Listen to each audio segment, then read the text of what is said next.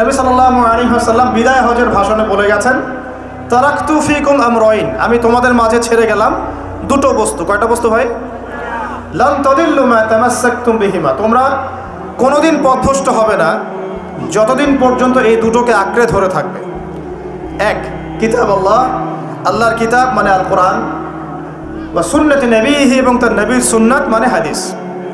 কোরআন এবং সুন্নাহ নবী সাল্লাল্লাহু আলাইহি ওয়াসাল্লাম রেখে গেলেন, আমাদেরকে বললেন দুটোকে শক্ত করে আঁকড়ে ধরে থাকতে। অন্য হাদিসে নবীজি বলছেন মারির দাঁত দিয়ে কামড়ে ধরে থাকবে, মারির দাঁত দিয়ে কামড়ে ধরবে, কারণ সামনের দাঁত দিয়ে কিছু কামড়ে ধরলে টান দিলে বের হয়ে আসে, মারির দাঁত দিয়ে কামড়ে ধরলে অত সহজে টান দিলে বের হবে না। তো নবীজি বলছেন কোরআন এবং সুন্নাহকে মারির দাঁত দিয়ে কামড়ে ধরে থাকবে। এখন আমরা যে বিষয় থেকে এখানে আসলাম, যে আল্লাহ রাব্বুল আলামিন আমাদেরকে যে পুরো জীবন দিয়েছেন, এই জীবনের মধ্যে যৌবন যত গুরুত্বপূর্ণ। আল্লাহর নবীর নবুয়ত জীবন 23 বছর। কত বছর? এই 23 বছরের প্রথম 13 বছর তিনি ছিলেন মক্কায়। কোথায়? পরের 10 বছর ছিলেন কোথায়? মদিনায়। এই যে মদিনায় হিজরত করলেন তিনি, হিজরত মানে স্থানান্তরিত হলেন। এই হিজরতের প্রথম বছরটাকে বলা হয় প্রথম হিজরি, হিজরতের দ্বিতীয় বছরটাকে বলা হয় দ্বিতীয় হিজরি। এই দ্বিতীয় হিজরিতে আল্লাহ রাব্বুল আলামিন রমজান মাসের রোজাটা ফরজ করেছেন। তার আগে কি ফরজ ছিল তাহলে? তার আগে ফরজ ছিল আশুরা রোজা। কিসের রোজা? আশুরা রোজার নাম শুনেছেন তো? কোনটা? হ্যাঁ, যেদিনে মূসা আলাইহিস সালাম এবং বনু ইসরাইলকে আল্লাহ পাক ফেরাউনের বাহিনী থেকে নাজাত দিয়েছে, এটা না? আচ্ছা, এটা আগে ফরজিয়াতের পর্যায়ে ছিল। যখন রমাদানের সওম ফরজ করা হয় তখন এটা নফল হয়ে গেল, এবং গুরুত্বপূর্ণ নফল। এখন দ্বিতীয় হিজরিতে শুধুমাত্র রোজাই কিন্তু ফরজ হয়নি, আরও দুইটা জিনিস হয়েছে যেটা অনেকে আলোচনায় নিয়ে আসেন না। দ্বিতীয় হিজরিতে 3টা জিনিস আমরা পেয়েছি। কয়টা ভাই? 3টা। এক, আগে আমরা নামাজ পড়তাম বাইতুল মাকদাস বা বাইতুল মাকদিস, ওই যে জেরুজালেম, সেদিকে মুখ করে নামাজ পড়তাম। ওইটা ছিল আমাদের কেবলা। কেন কেবলা ছিল? কারণ সমস্ত আম্বিয়া কেরামের বেশিরভাগই সেখানে এসেছেন, এবং সেখান থেকে নবী সাল্লাল্লাহু আলাইহি ওয়াসাল্লামকে মেরাজে নিয়ে যাওয়া হয়েছে, এবং ওই জায়গাটা বরকতময়। আমাদের প্রথম কেবলা ছিল বাইতুল মাকদিস, একটা বরকতময় জায়গা, যেই জায়গাকে কেন্দ্র করে শেষ জামানায় বহু ঘটনা ঘটবে। দেখবেন ওখানে যারা অধিবাসী তারাই দাজ্জালকে ফলো করবে, এবং ঈসা আলাইহিস সালাম ইনশাআল্লাহ সেই জায়গা থেকে সারা বিশ্বে ইসলামিক রেভলিউশন ক্রিয়েট করবেন। 40 বছর তিনি এই পুরো বিশ্ব শাসন করবেন। নবী ঈসা আলাইহিস সালাম কোত্থেকে? এই জেরুজালেম থেকে। এগুলো অচিরে হবে, এবং দাজ্জালকে সেখানেই হত্যা করা হবে। বলে সুবহানাল্লাহ। এই জায়গাটা অনেক গুরুত্বপূর্ণ। এই কারণেই তো জিউসরা সব ওইখানে গিয়ে ঘাঁটি কেড়েছে, মুসলমানদেরকে মেরে কেটে বের করে দিচ্ছে, দিয়ে ওরা বসতি গড়া শুরু করেছে। কিন্তু এটাই হবে পৃথিবীর ইতিহাসে তাদের সর্বশেষ বসতি। বলেন আল্লাহু আকবার।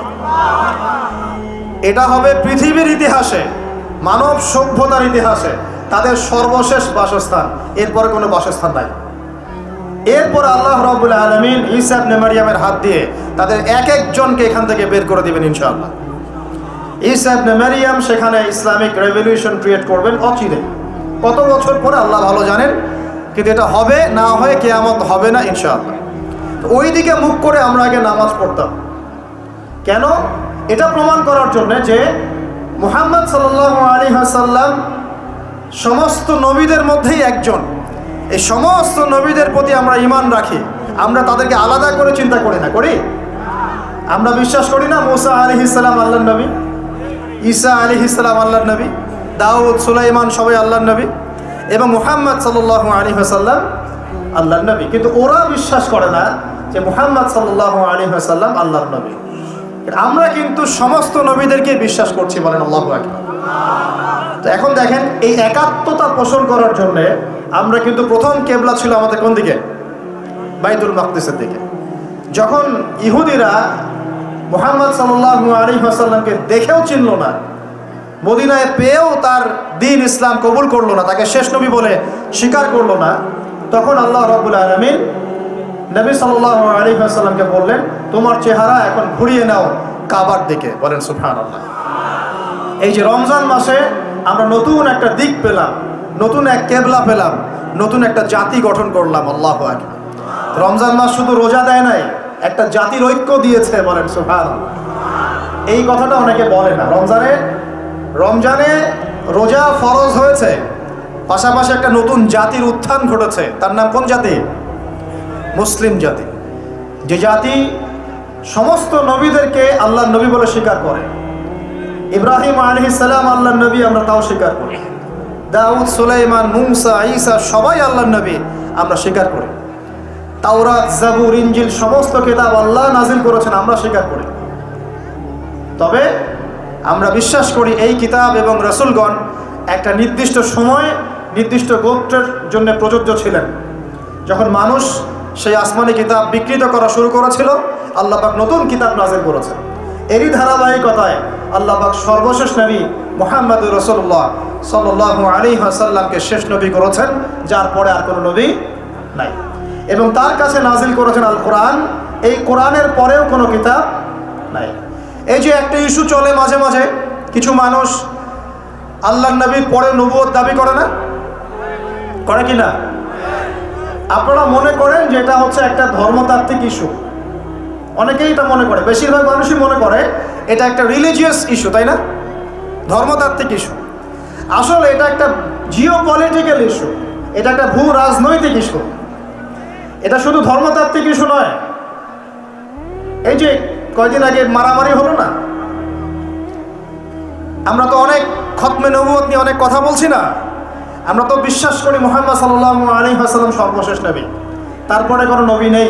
কিন্তু ভণ্ড নবী আসবে 30 জন। কতজন? বাংলাদেশে এই পাঞ্জাবকে কেন্দ্র করে এই ইংরেজ আমলে যে ঘটনাগুলো ঘটেছে, পাঞ্জাবি একজন মায়ের সন্তান বলেছে আমি মাহদি, আমি ঈসা, পরে বলেছে সেই নাকি নবী। নাউজুবিল্লাহ। তো এই ঘটনাটাকে আপনারা মনে করেন, বেশিরভাগ মানুষ মনে করেন যে এটা হচ্ছে একটা ধর্মতাত্ত্বিক ইস্যু। আসলে এই বিষয়টা হচ্ছে একটা জিওপলিটিক্যাল ইস্যু, ভূ রাজনৈতিক ইস্যু। এটার মধ্য দিয়ে একটা পলিটিক্স চলছে, সূক্ষ্ম পলিটিক্স। কেন একটা মানুষ এই দাবি করার সাহস পাবে একটা মুসলিম উম্মার মধ্যে, একটা মুসলিম সমাজের মধ্যে এরকম দাবি করার সাহস পাবে কিভাবে? একটা এলাকায় মনে করেন সবাই খাস পর্দা করে, ওখানে একটা মেয়ে কি একদম বিকিনি পরে বের হওয়ার সাহস পাবে? যখন সাহস পাবে তখন বুঝতে হবে ওর পিছনে অনেক শক্তিধর কোনো শক্তির হাত আছে। আদারওয়াইজ সে তো সাহস পেত না। বুঝতে পারছে না কথা? এখানে মনে করে কেউই মাদক সেবন করে না, সবাই মাশাআল্লাহ মুত্তাকি মানুষ। এবং ওপেনে একজন মানুষ মদের বোতল করে মদ খাওয়া শুরু করে। এই সাহসটা যে পেল, নিশ্চয়ই এর পিছনে কোনো শক্তি আছে, হয় শয়তানি আছে, অথবা না হয় তার কোনো ইকোনমিক পাওয়ার আছে, না হলে কোনো জিওপলিটিক্যাল শক্তি আছে। এই ইস্যুটা শুধুমাত্র ধর্মতাত্ত্বিক ইস্যু নয়, এর পিছনে একটা পুরো ভূ রাজনৈতিক ইস্যু আছে। এটা বুঝবে কারা? যারা খিদির, যারা শেষ জামানার খিদির, যারা শুধু বাইরের চোখ দিয়ে দেখে না, যারা ভিতরের চোখ দিয়ে দেখতে পারে।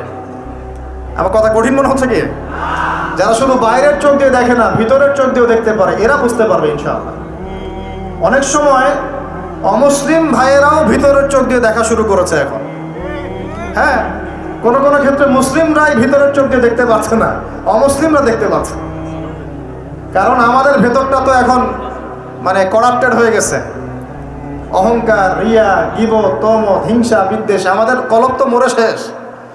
কলব মরে গেলে ভিতরের চোখ দিয়ে আমরা দেখবো কিভাবে? আল্লাহ রাব্বুল আলামিন আমাদের সবাইকে ভিতরের চোখ জিন্দা করার তৌফিক দান। প্রিয় ভাইরা, রমজান মাসে শুধু রোজা ফরজ হয়নি, সর্বপ্রথম যেটা হয়েছে কেবলা পরিবর্তন করে দেয়া হয়েছে। কেবলা পরিবর্তন মানে কি? কেবলা পরিবর্তন মানে হচ্ছে একটা নতুন জাতিগত উত্থান। বলি আল্লাহু আকবার। এরপরে আমরা আর পিছনে ফিরে তাকাই নাই। ইহুদিরা মুহাম্মদ সাল্লাল্লাহু আলাইহি ওয়াসাল্লামকে স্বীকার করলো কিনা ভ্রুক্ষেপও করতে যায় নাই। আমরা আমাদের গতিতে এগিয়ে গেছি। মাত্র 10 থেকে 12 বছরের মধ্যেই, 12 বছর না, মাত্র 8 থেকে 10 বছরের মধ্যেই যেই মক্কা থেকে আমরা বিতাড়িত হয়ে মদিনায় গিয়েছিলাম, সেই মক্কা আবার দখল করেছে আলহামদুলিল্লাহ। শুধু সেই মক্কাই নয়, ওই মক্কা থেকে আমরা প্রায় অর্ধেক বিশ্ব শাসন করেছি আলহামদুলিল্লাহ।